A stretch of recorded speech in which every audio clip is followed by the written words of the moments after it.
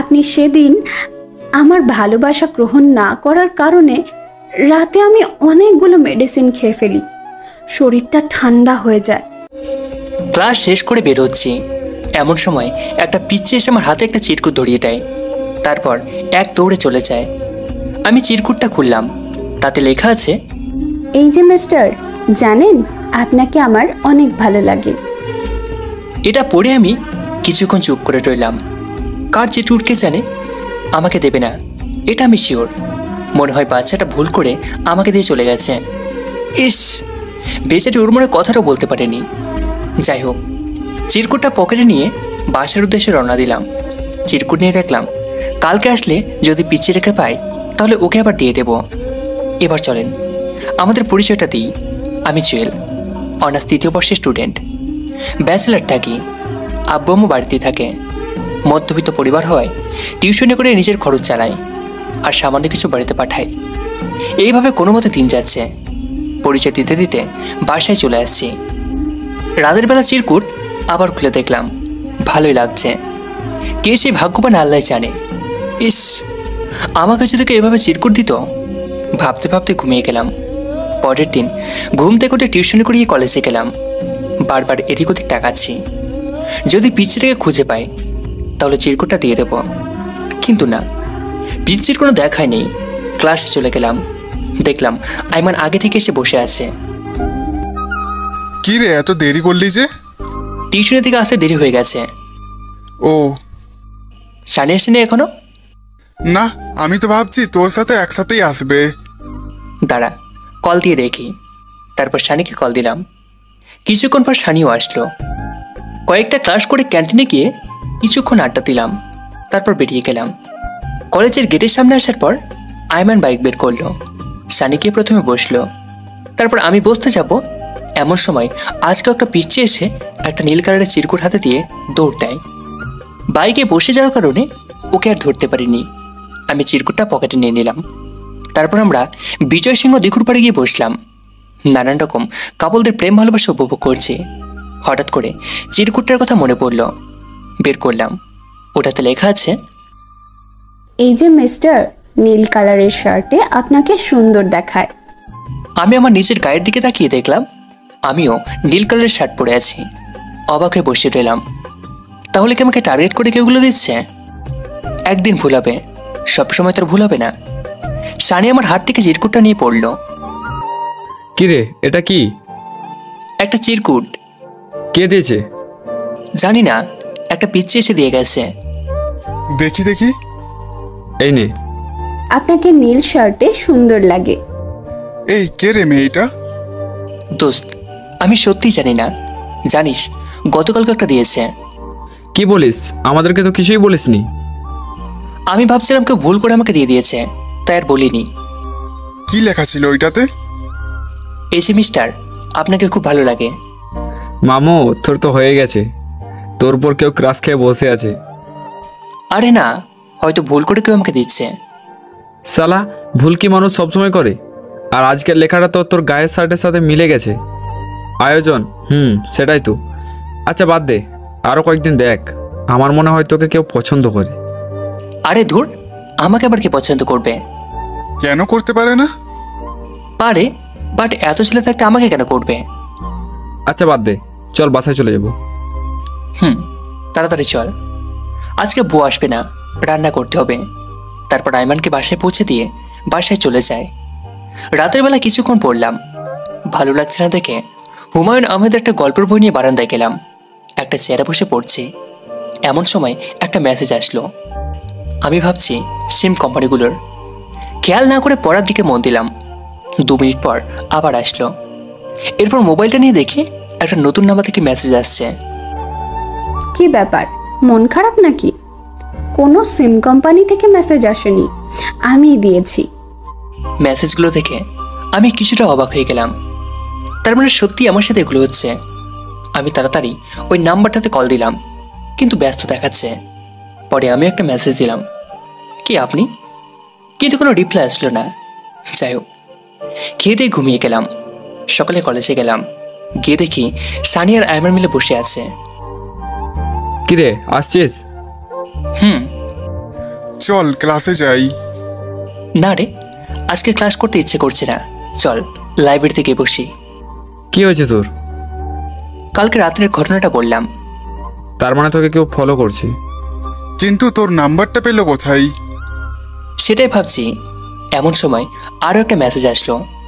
আমি তাড়াতাড়ি করে মোবাইলটা বের করলাম, চেক করে দেখি ওটাতে লেখা আছে, এই ক্লাস করবেন না?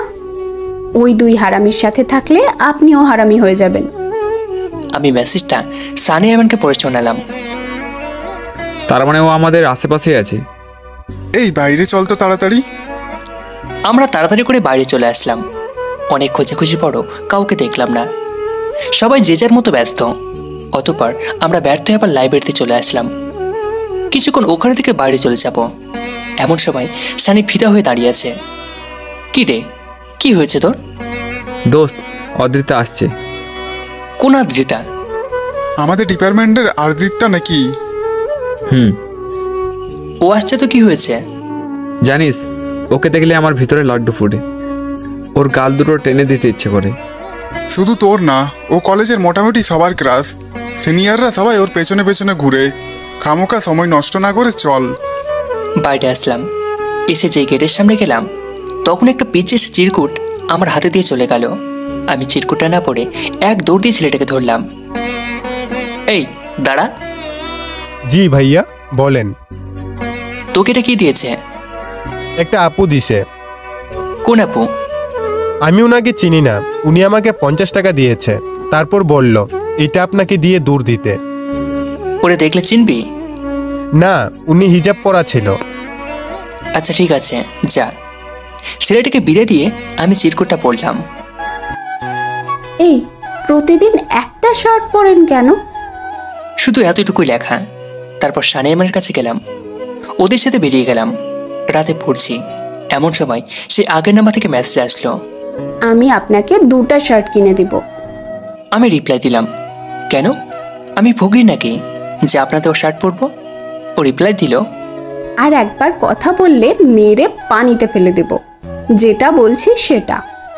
আমি সাথে সাথে কল দিলাম, কিন্তু না, কল আর যাচ্ছে না। সকালবেলা ঘুমিয়ে আছি, এমন সময় আমার রুমমেট সাথে বন্ধু হাকিম আসলো। এই জুয়েলট, তোর পার্সেল আসছে। আমার আবার কিসের পার্সেল? আমি কেমনে জানি, খুলে দেখ।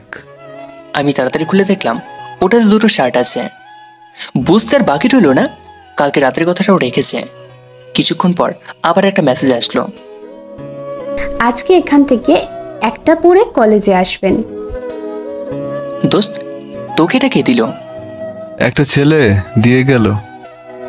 ছেলেটাকে চিনিস? আরে না, পিছে একটা ছেলে এসে দিয়ে গেছে আর বলেছে এটা জুয়েলকে দিবেন। ও, কেসটা কি? কিসের কেস? আমার সাথে মিথ্যা বলিস না। আচ্ছা বলছি, শোন, পুরো ঘটনাটা শেয়ার করলাম। তলে তলে এতটুকু করে ফেলেছিস, অথচ আমাকে কিছু বললিও না। আমি ভাবছি হয়তো ভুল করে দিয়েছে, তাই বলিনি। তবে তোকে আর ফাহাদকে এমনিতে আজকে বলতাম। আচ্ছা, আজকে কলেজে যাবি না?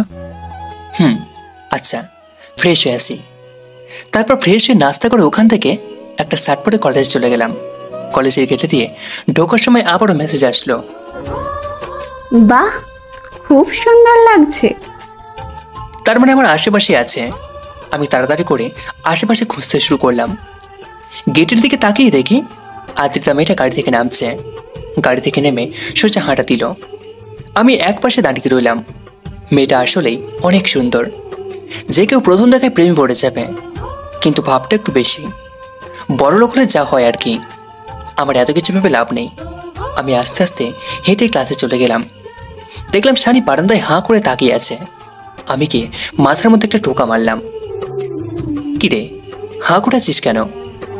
অদৃতা? কই আদ্রিতা? এখানে ছিল। শালা, তুই পুরো পাগল হয়ে গেছিস। চল ভিতরে যাই। এই শোন, আজকে ক্লাস করব না। তুই কি করবি? লাইব্রেরিতে চল। আচ্ছা চল। তারপর আমরা একটা লাইব্রেরিতে গেলাম। আমি হুমায়ুন আহমেদের একটা বই নিলাম। সানি মোবাইলে আদ্রিতা মেয়েটার ফেসবুক প্রোফাইল দেখছে। এমন সময় আমার মোবাইলে একটা মেসেজ আসে। চেক করে দেখি সেই মেয়েটা। কি ব্যাপার ক্যাবলাকান্ত, ক্লাস না করে এখানে কি? আমি তাড়াতাড়ি করে এদিক ওদিক খুঁজতে লাগলাম, কিন্তু কেউ নেই। লাইব্রেরির কোণ বরাবর একটা মেয়ে বারবার আমার দিকে তাকাচ্ছে। আমাকে দেখেই চোটের মতো হয়ে গেল। আমার মনের মাঝে একটা খটকা লাগলো, এই মেয়েটা নয় তো। আমি তাড়াতাড়ি করে এই মেয়েটার কাছে গেলাম। সানিও আসলো। ওই দাঁড়ান। আমাকে বলছেন? তো কাকে বলবো? জি বলুন। আপনার মোবাইলটা দেন। কেন? যেটা বলছি সেটা করুন। ওই মোবাইল দিবি নাকি একটা লাথি দেবো? মেয়েটা ভয় ভয়ে মোবাইলটা দিল। আমি মেসেজগুলো দেখতে লাগলাম, কিন্তু না, কোনো কিছু পেলাম না। আমি কল লিস্টও চেক করলাম, কিন্তু কিছুতেই মিলছে না। এমন সময় আবার একটা মেসেজ আসলো। কি ব্যাপার, ওই মেয়েটা থ্রেড দিচ্ছেন কেন? ও তো কিছু করেনি। সরি আপু, ভুল হয়ে গেছে। একটা নাম্বার থেকে আমাকে অনেক জ্বালাচ্ছে। আপনি যেভাবে তাকালেন আমি ভাবছি হয়তো আপনি। সরি, প্লিজ কিছু মনে করবেন না। মেয়েটা হ্যাঁ সূচক মাথা নাড়ল। আমি আস্তে করে ওখান থেকে চলে আসলাম। কি রে, তুই ওকে সন্দেহ করলি কেন? আরে ওর তাকানো দেখে মনে হয়েছিল। আচ্ছা বাদ দে। তারপর আরও কিছুক্ষণ আড্ডা দিয়ে বাসায় চলে আসলাম। রাতের বেলা হাকিমদের গিটারটা নিয়ে বারান্দায় বসে আছি। গিটার বাজেও ভাবছি, কিন্তু বারবার ওই মেয়েটার কথাই মনে আসতে লাগলো। কে এই মেয়ে? সত্যি কি আমাকে ভালোবাসে নাকি মজা করছে? এমন সময় আবারও মেসেজ আসলো। মেসেজে লেখা আছে, কি ব্যাপার রাজকুমার, মন খারাপ নাকি? না। আর হ্যাঁ শুনুন, আমি রাজকুমার না, সাধারণ একটা ছেলে। আমার জন্য আপনি রাজকুমার। আমি একটা জিনিস বুঝতে পারছি না। কি বুঝছেন না? আপনি আমার কি দেখে প্রেমে পড়লেন? না আছে টাকা, না আছে পয়সা, না আছে ভালো চেহারা, না আছে প্রেম। কেন প্রেমে পড়লেন? শুনেন মিস্টার, আমি এত কিছুর দিকে তাকাইনি, এমনিতেই আপনাকে ভালোবেসে ফেলেছি। আপনি আমার সামনে আসবেন না কেন? প্রেম ভালোবাসার মধ্যে একটু মজা না করলে ভালোবাসার মজা নাই। আরও একটা কারণ আছে, আরও একটা কারণ, সেটা হচ্ছে আমি চাই আপনি আমাকে না দেখেই ভালোবাসেন। কিন্তু আমি তো আপনাকে ভালোবাসি না। সেটা আমিও জানি, কিন্তু আমার বিশ্বাস আপনিও আমাকে ভালোবাসবেন। ওভার কনফিডেন্স ভালো না। আমি যা বলি সেটাই হয়। আচ্ছা, দেখা যাবে। এভাবে অনেকক্ষণ মেয়েটার সাথে মেসেজে কথা হলো। এই প্রথম মেয়েটার সাথে এতগুলো মেসেজ করলাম। বাড়িতে কল দিয়ে আব্বু আম্মুর সাথে কিছুক্ষণ কথা বললাম, তারপর কি ঘুমিয়ে গেলাম। পরের দিন সানি আর আইমান আমার বাড়ির সামনে আসলো। বাইক নিয়ে আমি রেডি হয়ে ওদের সাথে কলেজ চলে গেলাম। কলেজের গেটের সামনে কয়েকটা চটপটি আর ফুচকা দোকান আছে। আমরা ওখানে গিয়ে বসলাম। 3 জন চটপটি নিলাম। একটা পিচ্চি এসে আমার হাতে একটা বেলুন দিল। ওটাতে লেখা আছে, টক খেয়ে পানি খাবেন না। আমি ছেলেটাকে কিছু বলতে যাব, এমন সময় আরও একটা ছেলে এসে আরেকটা বেলুন দিল। সেটাতে লেখা আছে, এই যে মিস্টার, আগে খেয়ে নেন, তারপর আমাকে খুঁজতে বের হবেন। আমি ওটা ছেলেটার পিছু নিলাম। এমন সময় আরও একটা ছেলে এসে বেলুন দেয়, আর ওটাতে লেখা আছে, আই লাভ ইউ। আমি সানি আইমান সবাই অবাক হয়ে রইলাম। এই পাগলামির মানে কি? আমি ছেলেটাকে ধরলাম। ওই দাঁড়া। জি ভাইয়া বলেন। তোদের এগুলো কে দিয়েছে? একটা আপু দিয়েছে। কোথায় তোদের সে আপু? আমাকে বল, আমি তোদের টাকা দেব। আচ্ছা আমার সাথে চলেন। আমি সানি আইমানকে ইশারায় আসতে বলে ছেলেটা পিছু পিছু যেতে লাগলাম। দেখি একবারে নিয়ে গিয়ে ছেলেটা বলল, আরে কই গেল ভাইয়া? এখানেই ছিল। ফাজলামি করিস আমার সাথে? সত্যি ভাইয়া, ও এখানেই ছিল। আমাকে বাদাম কিনে দিয়ে আপনাকে এটা দিতে বলল। আচ্ছা তুই যা। ছেলেটা চলে গেল। বন্ধু, মনে হয় মেয়েটা তোকে সত্যি ভালোবাসে। তাহলে ওর সামনে আসে না কেন? সেটাই ভাবছি। আচ্ছা ক্লাসে চল, ওখানে গিয়ে কথা বলবো। তারপর আমরা ক্লাসে চলে গেলাম। ক্লাসে গিয়ে বসলাম। একটু পর মেসেজ আসলো। চুলগুলো ঠিক করেন। আমি মোবাইলের স্ক্রিনের দিকে তাকিয়ে দেখি আসলে চুলগুলো এদিক ওদিক হয়ে আছে। বাইকের বাতাসে আর ছেলেটাকে ধরতে যাওয়া সব ভুলে গেছি। চুলগুলো ঠিক করলাম। মেয়েটা তার মানে ক্লাসে আছে। আমি চারপাশে মেয়েগুলোর দিকে তাকালাম। দেখলাম যে যার মতো ব্যস্ত, কাউকে দেখলাম না, একাই বসে আছে। দোস্ত, আমার একটা আইডিয়া আছে। কি আইডিয়া বল? আমি আর আইমান বাইরে দুইজন দুই পাশে গিয়ে লুকিয়ে থাকবো। এরপর খেয়াল করব কেউ তোকে লুকিয়ে লুকিয়ে মেসেজ দেয় কিনা। যদি কাউকে দেখি, সাথে সাথে ওকে ধরে ফেলবো। কোনো লাভ হবে না, ও তোদের থেকে বেশি চালাক। সানি ঠিক বলেছে, ট্রাই তো করতে পারি। ওকে চল। তারপর আমরা কমন রুমে গেলাম। সানি আইমান দুজন দুই পাশে লুকিয়ে রইল। আমি অনেকক্ষণ বসে থাকলাম, কিন্তু কেউ আসলো না। ওরা বিরক্ত হয়ে আমার কাছে চলে আসলো। ওরা আসার 2 মিনিট পর মেসেজ আসলো। কি ব্যাপার মিস্টার, আমাকে ধরবেন? এত সোজা? আচ্ছা, যাই হোক, ডান পাশের টেবিলের চিপায় একটা নীল রঙের চিরকুট আছে। ওটা আপনার জন্য অনেক আগে লিখেছি, কিন্তু আপনি কমন রুমে তেমন আসেন না, তাই দেওয়া হয়নি। ওটা নিয়ে নেন। আমি হতাশ হয়ে সানি আইমানকে মেসেজটা দেখালাম। সানি চিরকুটটা নে তো। সানি গিয়ে চিরকুটটা আনলো। ওটাতে লেখা আছে, ভালোবাসি তোমায় নিজের থেকেও বেশি। দোস্ত, আমার কি ইচ্ছে করছে জানিস? কি? ওকে সামনে নিয়ে এসে একটা থাপ্পড় দিই। এত ঘুরানোর কি আছে? সরাসরি সামনে এসে বলে দিলেই তো হয়। তুমি কচু করবা? এই বাদ দে, অন্য কথা বল। তারপর আমরা বসে কথা বলছি। এমন সময় আদ্রিতা আর বান্ধবীরা সবাই কমন রুমে আসলো। সানি আদ্রিকে দেখে লাফাতে শুরু করলো। তোরা থাক, আমি একটু আসি। কোথায় যাস? তোর ভাবির সাথে দেখা করে আসি। এমন চড় দিবে 2 দিন কিছুই খেতে পারবি না। তুই শালা চুপ থাক। সানি লাফাতে লাফাতে ওদের কাছে গেল।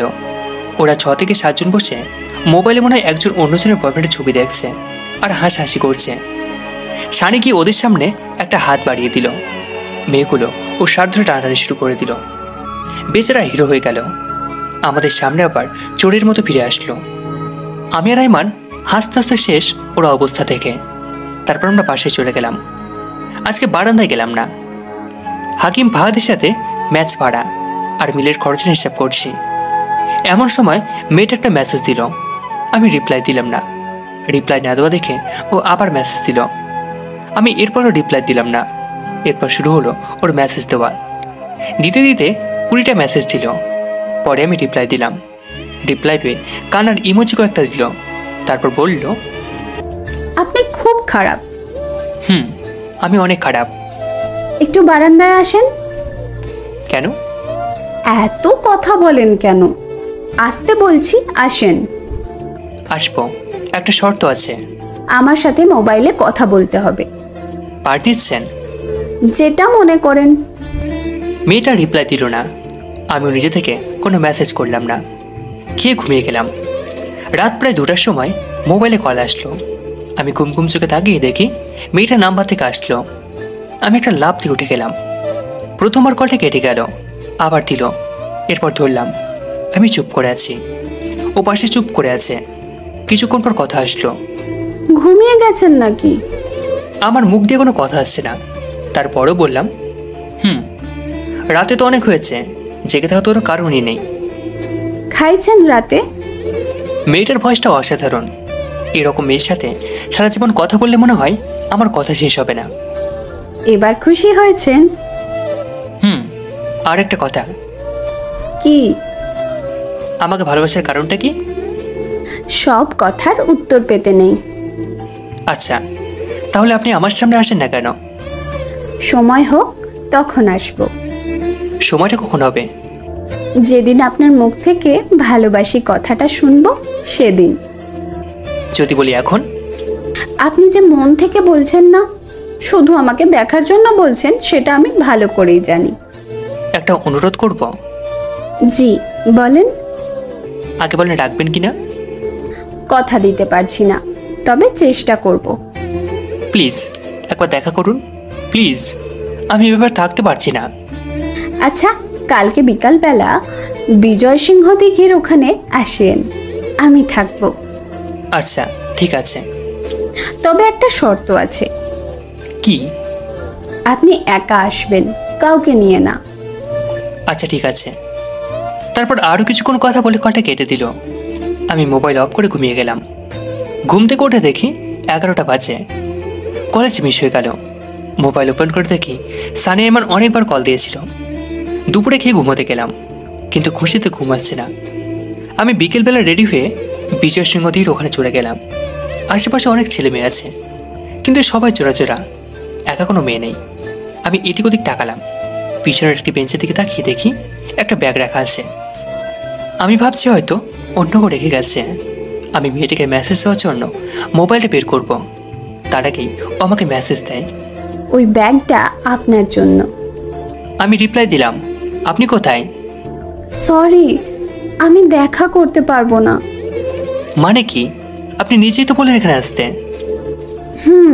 কিন্তু আমার মনে হচ্ছে এখন দেখা করা উচিত হবে না। এই কাজটা না করলেও পারতেন। আচ্ছা, আপনি ব্যাগটার কাছে যান, ওখানে কিছু জিনিস আছে আপনার জন্য। কি জিনিস? সেটা ব্যাগ খুললে দেখবেন। আর হ্যাঁ, ব্যাগ বাসায় গিয়ে খুলবেন। আমি আর কিছু বললাম না, গিয়ে ব্যাগটা নিলাম। ভারী লাগছে। কি আছে ভিতরে আল্লাহ জানে। আমি আশেপাশে খুঁজছি, কাউকে দেখা যায় কিনা। আমি জানি মেয়েটা আমার আশেপাশে কোথাও লুকিয়ে আছে, কিন্তু সামনে আসছে না। আমি ব্যাগটা নিয়ে বাসে চলে গেলাম। রাতের বেলা ব্যাগটা নিলাম খোলার জন্য। এমন সময় হাকিমার ভাত আসলো। কিরে, এখানে কি?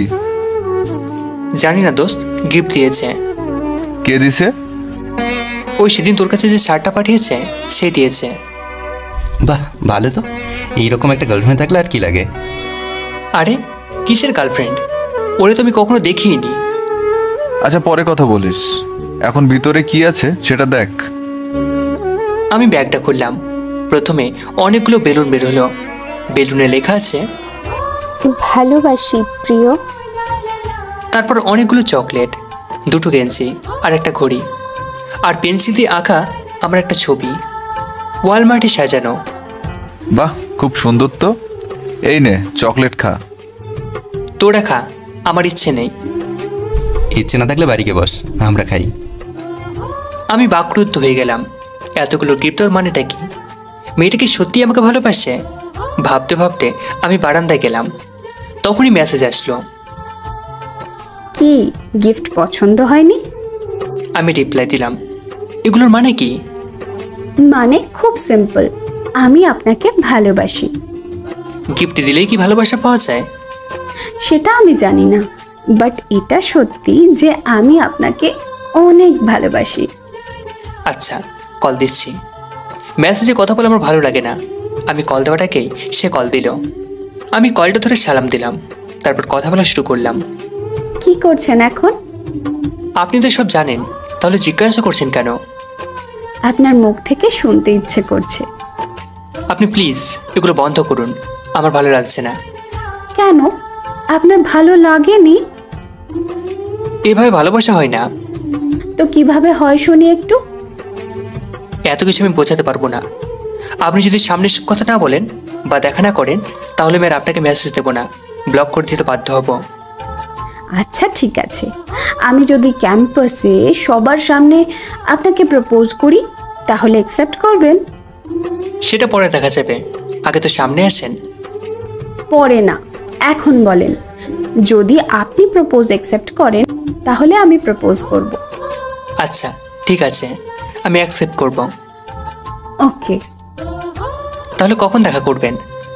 টাইম বলা যাবে না, যে কোনো সময় করব, আপনি রেডি থাকবেন। আমি ওকে। আর একটা কথা, কি? আপনি এই কয়েকদিন আমার দেওয়া শর্ট বা টি শার্টগুলো পরবেন। কেন? আপনি তাহলে আমার ভালো লাগবে। আচ্ছা ঠিক আছে। আরও কিছুক্ষণ কথা বলে কলটা কেটে দিলাম। তারপর সানিয়া ইমানকে গিফটের ছবি তুলে পাঠালাম অ্যান্ড বাকি ঘটনা খুলে বললাম। ওরা অনেক এক্সাইটেড। এতদিন পর সে অপরিচিত মেয়েটাকে দেখতে পারবো। আমি মোটামুটি একটু টেনশনে আছি। মেয়েটা কী হবে, দেখতে কেমন হবে? যদি প্রপোজ না করে সবার সামনে আমাকে অপমান করে, তাহলে ক্যাম্পাসে আমার মান ইজ্জত সব কিছু শেষ হয়ে যাবে। দূর যাওয়ার হবে। এত কিছু ভেবে লাভ নেই। ঘুমোতে গেলাম, কিন্তু ঘুম আর আসছে না। বারবার মেয়েটার কথাই মনে পড়ছে। গলাটা বেশ সুন্দর, খুব সুন্দর করে সাজিয়ে গুছিয়ে কথা বলতে পারে। এগুলো ভাবতে ভাবতে ঘুমিয়ে গেলাম। সকালবেলা ঘুম থেকে উঠে ফ্রেশ হয়ে কলেজের দিকে রওনা দিলাম। কেমন যেন একটা ভয় কাজ করছে। গেটের সামনে গিয়ে দেখি সানিয়া এমন বসে আছে। আমি যাওয়ার পর, কিরে, কি অবস্থা? এই তো ঠিকঠাক। ওর সাথে কথা হয়েছে? না, মেসেজ দেয়নি, আমিও দিইনি। গিফটগুলো নিয়ে এসেছিস? না রে, ওগুলো পাশে আছে। ফকিন্নি, তোকে কালকে রাতে নিয়ে আসার জন্য বলেছি না, মনে নেই? সঠিক দোস্ত, মনে ছিল না। আচ্ছা, প্রপোজ কি আজকেই করবে বলেছে? না, তবে বলেছে যে কোনো সময় করবে। তাহলে তো তোরে একটু অ্যাক্টিভ থাকতে হবে। ক্লাস করবি? আজকে ভালো লাগছে না রে, চল ঘুরে আসি। কোথায় যাবি? দেখি, একবার বাইকে ওঠ, তারপর পরে দেখা যাবে। আমি বাইক উঠে রওনা দেব। এমন সময় আদ্রিতা মেয়েটা আর কয়েকটা বান্ধবীকে কেটে নিয়ে ভিতরে ঢুকছে। আদ্রিতা মেয়েটা আজকে একটা শাড়ি পরে এসেছে। বাকিরাও কয়েকজনের শাড়ি পরেছে। আমি মনে হয় একমাত্র ব্যক্তি যার কোনো মেয়ে ফ্রেন্ড নেই। শাড়িটা কয়েকজন পরিচিত আছে। আইমানেরও কয়েকটা মেয়ে ফ্রেন্ড আছে। অবশ্য ওরা আইমানের স্কুল ফ্রেন্ড। স্কুল থেকে ওদের সাথে একসাথে বেড়ে উঠেছে। শানি আদ্রিতা থেকে হাঁ করে তাকিয়ে আছে। আমি ওর মাথায় একটা টোকা দিলাম। শালা মুখ বন্ধ কর, মশা ঢুকবে। দোস্ত, তোরা যা, আমি যাব না। কেন? যেভাবেই হোক আদ্রিক আজকে প্রপোজ করব। ওকে ছাড়া থাকা ইম্পসিবল। সেদিনও তো এই কথা বলছিলি, কিন্তু কাজের বেলায় তো কিছুই পারিস না। দোস্ত, তোরা ঠিক করে দে না। সরি ইয়ার, আমি পারবো না, কারণ আমি মেয়েদের সাথে ভালো করে কথাই বলতে পারি না। তোর লাইন ঠিক করে দেবো তো পরে। শালারা, তোরা কোনো কাজের না, যা করার আমি নিজেই করব। এই কথা বলে সানি মেয়েগুলোর পিছু নিল। আমরা আর কি করবো। বাইক থেকে নেমে ওর পিছু পিছু গেলাম। মেয়েগুলো ক্লাসে চলে গেল। আমরাও ক্লাসে গেলাম। দেখলাম সানি ওদের সামনে গেল। আদ্রিতাকে কি যেন বলতে গিয়েও আবার আমার কাছে ফিরে আসলো। কি রে, প্রপোজ করিসনি? দূর, ভয় লাগে। ভয়ের কি আছে, তুই তো বীর পুরুষ। শালা, সামনে গেলে বুঝবি, তখন তোর বীরপুরুষগিরি কোথায় যায় টেরও পাবি না। তাহলে আর এখানে বসে লাভ কি? চল বাইরে যাই। প্লিজ দোস্ত, তোরা কিছু করে দে। আমরা কিছু বললে আরজিতটা আমাদের চড় দেবে। যে মেয়ে সিনিয়রদের মারতে ভয় করে না, সেইখানে আমরা কিছুই না। চল তো, তোর কপালে প্রেম নেই। শালা, নিজে তো পেয়ে গেছিস, তাই এখন আমাকে বলছিস আমার কপালে প্রেম নেই।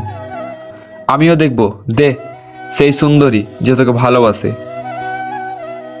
আচ্ছা দেখিস, এখন চল। তারপর আমরা বাইরে চলে আসলাম। কিছুক্ষণ ঘুরে বাসায় চলে গেলাম।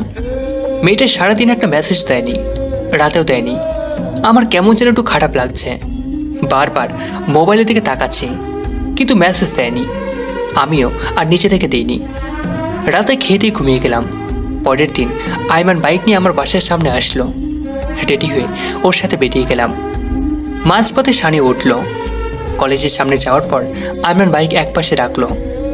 প্রতিদিনের মতো চা খেয়ে ভিতর থেকে যেতে লাগলাম। গেট দিয়ে ভিতরে যাওয়ার পর একটা ছেলে এসে আমাকে একটা গোলাপ ফুল দিয়ে কিছু না বলে চলে গেল। আমি ওটা হাতে নিয়ে দাঁড়িয়ে রইলাম। তারপর আবার হাঁটা শুরু করলাম। এরপর কলেজের একটা ছোট বোন এসে আরেকটা ফুল দিল। সানি আইমান হাঁ করে তাকিয়ে রইল।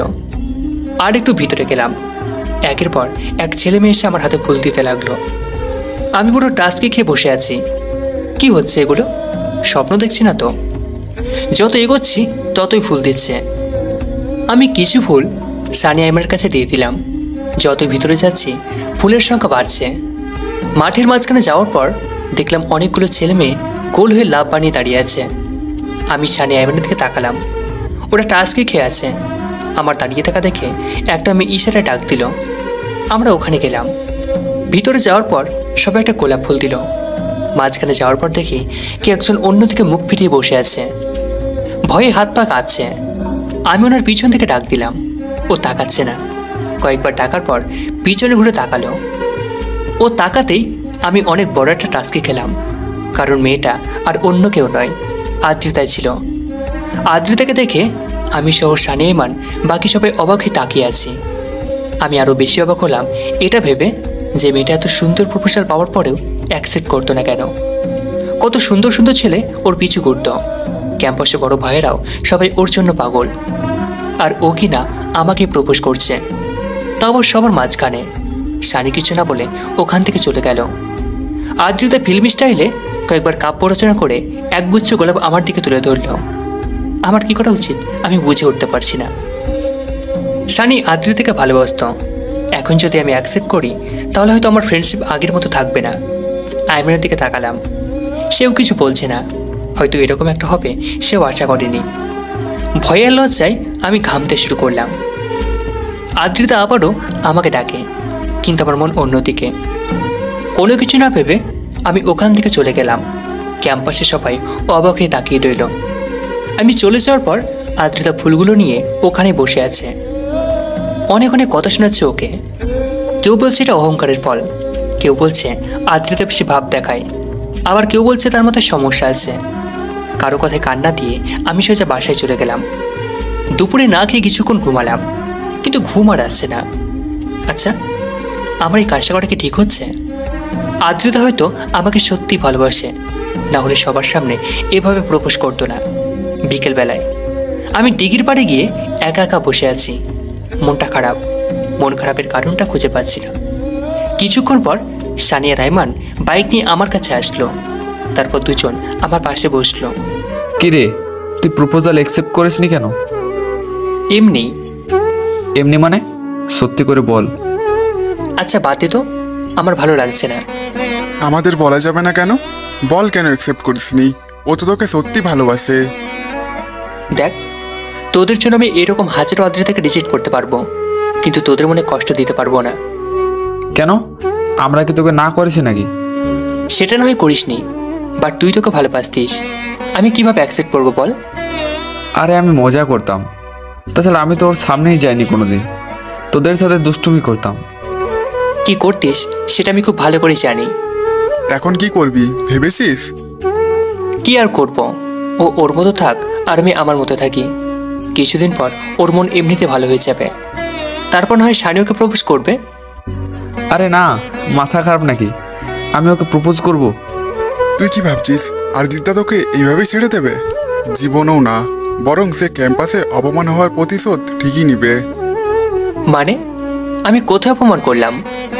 শোন, আমি খবর পেয়েছি ওর কাজিনরা সবাই তোকে মারার জন্য প্রোগ্রাম করতেছে। আমি তো কিছু করিনি। সেটা তুই আর আমরা ভাবছি, বাট ওরা তোকে মারবে এটা শিওর থাক। শোন, আমার মাথায় একটা বুদ্ধি আসছে। কি? তুই কয়েকদিনের জন্য তোর গ্রামের বাড়ি চলে যা, ওইখানে তোর আব্বু আম্মুর সাথে থাকলে ভালো হবে। তাহলে ওরাও তোকে খুঁজে পাবে না। কয়েকদিন থাক, তোর মনও ভালো হবে, আব্বু আম্মুকেও দেখতে পাবি পাশাপাশি। ওদের রাগটাও কমে যাবে তুই যখন আবার ক্লাস করিস।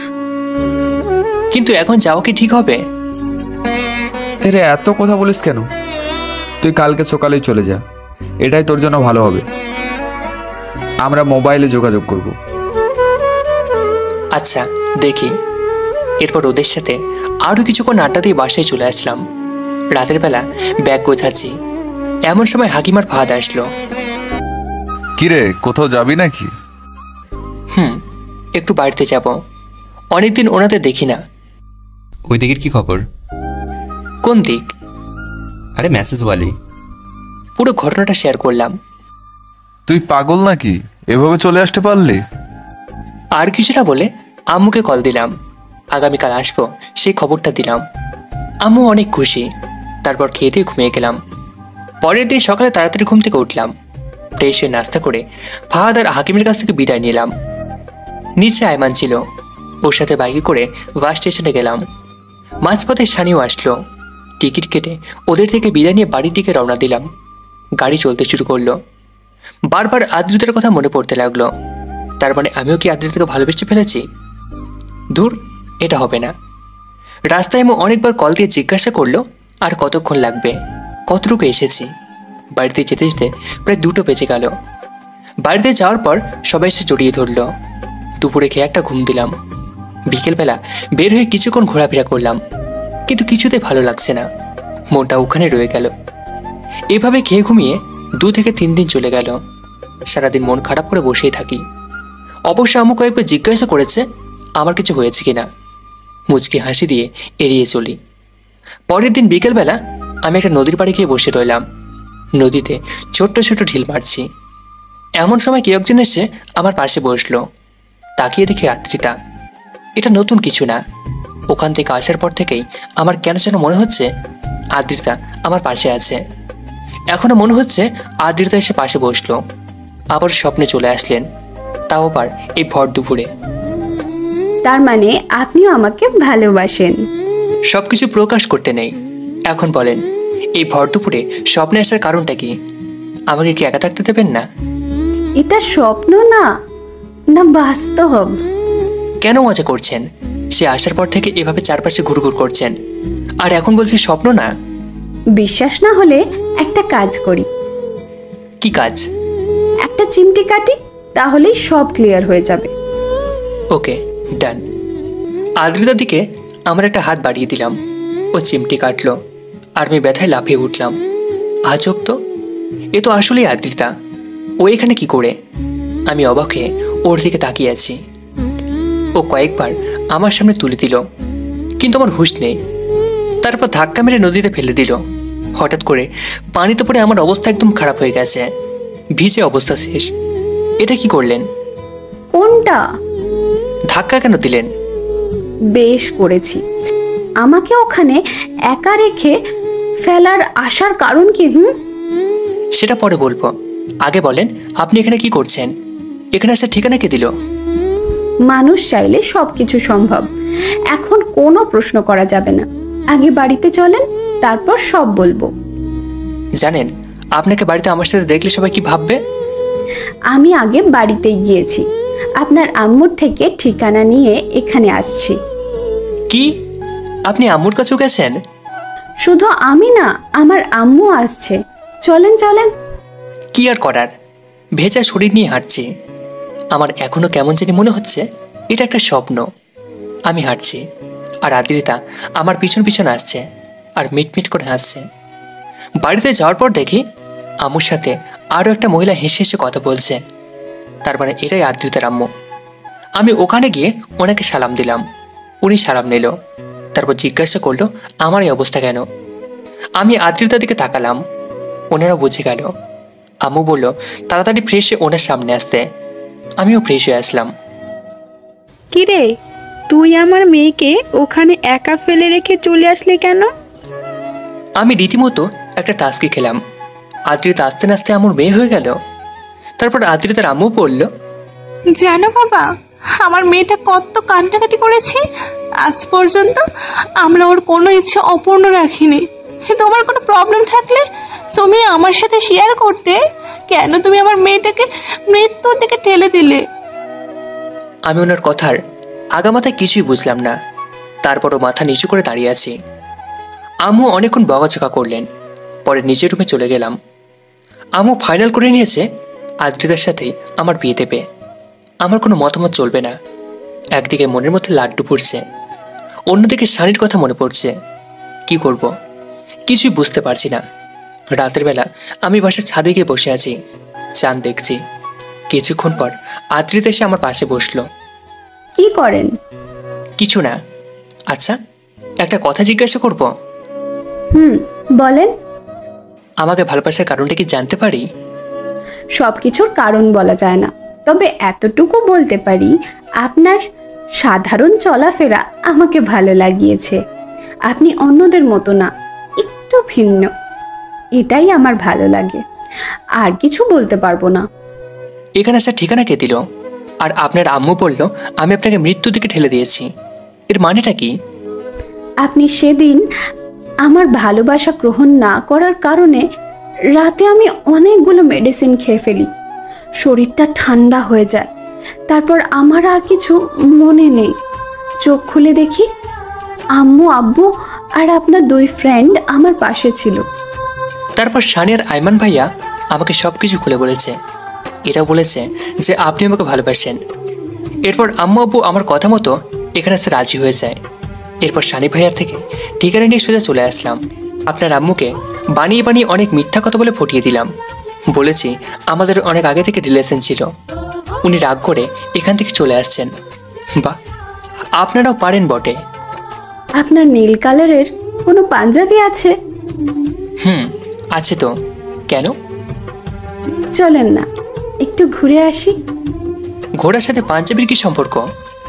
আপনি নীল পাঞ্জাবি পরবেন আর আমি নীল শাড়ি, খোলা আকাশের নিচে খালি পায়ে শিশির ভেজা ঘাসে দুজনে হাঁটবো আর গল্প করব। দেখেন, এত রোমান্টিকতা আমার মাঝে নেই। আপনি যাবেন না? না। তাহলে কিন্তু আমি চেঁচিয়ে বলবো আপনি আমার গায়ে হাত দিয়েছেন, আবার অনেক অনেক খারাপ খারাপ কথা বলেছেন। এটা কোন ধরনের ব্ল্যাকমেল? আপনি না গেলে করতে বাধ্য হব। আচ্ছা, চেঁচানোর দরকার নেই, আমি আসছি। আর একটা কথা, আবার কি?